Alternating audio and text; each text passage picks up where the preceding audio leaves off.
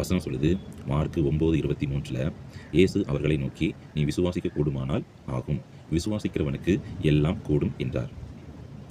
ஒரு ஊமையான ஒரு மகனை கொண்டு ஒரு தகப்பனார் இயேசுடைய சீசர்கிட்ட கொண்டு உங்களால் கூடுமானால் இவனை குணமாக்குங்க என்கிற விதமாக சொல்லுவாங்க. அவங்களால முடியாது.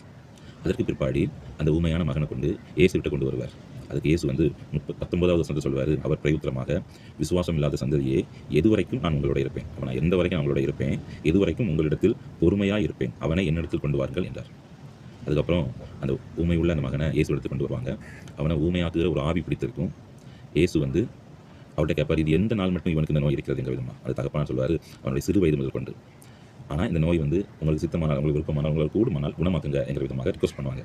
அதுக்கெல்லாம் இயேசு 23வது வசனத்தை சொல்வார், இயேசு அவனை நோக்கி, நீ விசுவாசிக்க கூடுமானால் ஆகும், விசுவாசிக்கிறவனுக்கு எல்லாம் கூடும் என்றார். இப்போ இந்த காரியத்தில் இயேசுடைய சீசர்னால முடியாது, எந்த மனிதனாலையும் முடியாது. ஆனால் இயேசுனால முடிஞ்சிச்சு.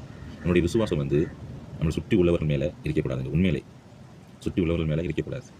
நம்முடைய விசுவாசம் வானத்தையும் பூமியையும் உண்டாக்கின நம்முடைய இயேசு கிறிஸ்து மேலே தான் இருக்கும். நம்மளால் முடிஞ்ச காரியம், முயற்சி எல்லாத்தையும் செய்யணும். ஆனால் விசுவாசம் நம்பிக்கை கர்த்தர் பேரை மாத்திரம்தான் இருக்கும். அவர்னால எல்லாமே கூடும், எல்லாமே ஆகும். இன்னொன்று சொல்லியிருக்கிறாரு, விசுவாசத்தின் தன்மையை பொறுத்து அவருடைய அதிசயங்கள், அற்புதங்கள் வெளிப்படுது. அவர் செய்வார் என்ற விதமாக காத்துட்டு இருப்பீங்கன்னா விசுவாசத்தை மட்டும் விட்டுறாங்க. உங்களுடைய எல்லா முயற்சி, உங்களால் முடிந்த காரியத்தை செய்யுங்க.